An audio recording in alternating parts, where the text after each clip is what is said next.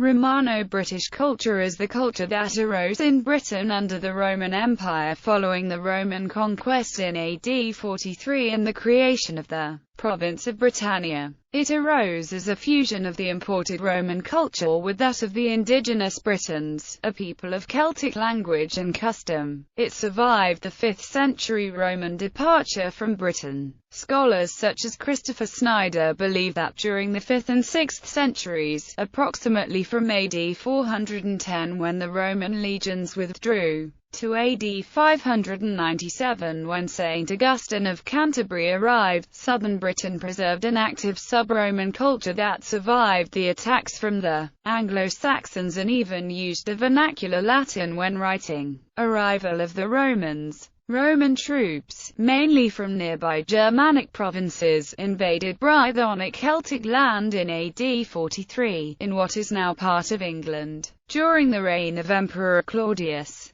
Over the next few years the province of Britannia was formed, eventually including the whole of what later became England and Wales and parts of Scotland. Thousands of Roman businessmen and officials and their families settled in Britannia. Roman troops from across the empire as far as Spain, Syria, and Egypt, but mainly from the Germanic provinces of Batavia and Frisia, were garrisoned in Roman towns, and many married local Britons. This diversified Britannia's cultures and religions, while the populace remained mainly Celtic, with a Roman way of life. Later, Britain was independent of the rest of the Roman Empire for a number of years, first as part of the Gallic Empire, then 20 years later under the usurpers Carausius and Electus. Christianity came to Britain in the 3rd century. One early figure was Saint Albin, who was martyred near the Roman town of Erolamium, on the site of the modern St. Albans. During the reign of Emperor Decius, Roman citizenship. One aspect of Roman influence seen in British life was the grant of Roman citizenship. At first this was granted very selectively to the council members of certain classes of towns, whom Roman practice made citizens, to veterans, either legionaries or soldiers in auxiliary units, and to a number of natives whose patrons obtained citizenship for them. Some of the local Brittonic kings, such as Togedubnis, received citizenship in this manner. The number of citizens steadily increased, as people inherited citizenship and more grants were made. Eventually in 212, everybody except slaves and freed slaves was granted citizenship by the Constitution Antoninian. The other inhabitants of Britain, who did not enjoy citizenship, the Peregrini, continued to live under the laws of their ancestors. The principal handicaps were that they could not own land with a Latin title, serve as a legionary in the army, or, in general, inherit from a Roman citizen. But for the majority of British inhabitants, who were peasants tied to the soil, citizenship would not dramatically alter their daily lives.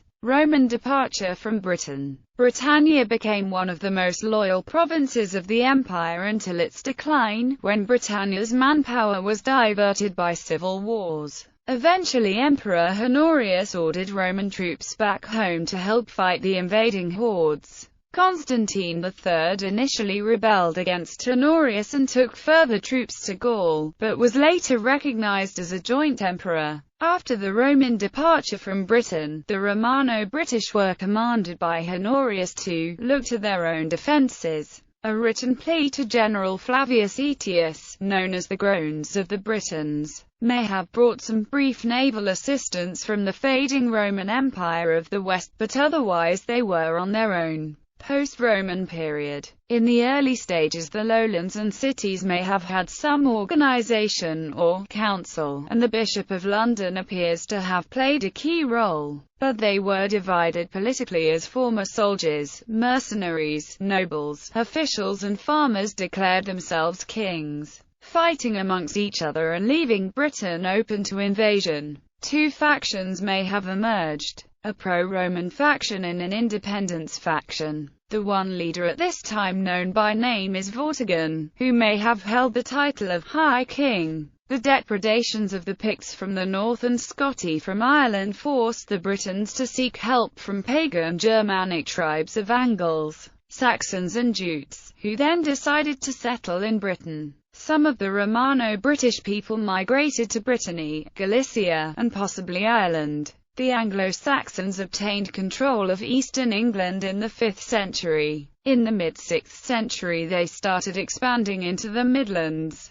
Then in the 7th century they expanded again into the southwest and the north of England. The unconquered parts of southern Britain, notably Wales, retained their Romano-British culture, in particular retaining Christianity. Some Anglo-Saxon histories refer to the Romano-British people by the blanket term, Welsh. The term Welsh is derived from an Old English word meaning foreigner, referring to the old inhabitants of southern Britain. Historically, Wales and the southwestern peninsula were known respectively as North Wales and West Wales. The Celtic north of England and southern Scotland was referred to in Welsh as Hen Ogolledd. The struggles of this period have given rise to the legends of Uther Pendragon and King Arthur. There are many theories, but it is sometimes said that Ambrosius Aurelianus, the leader of the Romano-British forces, was the model for the former, and that Arthur's court of Camelot is an idealized Welsh and Cornish memory of pre-Saxon Romano-British civilization. Bibliography. Jones, Michael. The End of Roman Britain. Ithaca, Cornell University Press. Myers, John. Pelagius and the End of Roman Rule in Britain. In Journal of Roman Studies, 50, 21-36. Prior, Francis. Britain A.D. A Quest for Arthur, England and the Anglo-Saxons. London. HarperCollins ISBN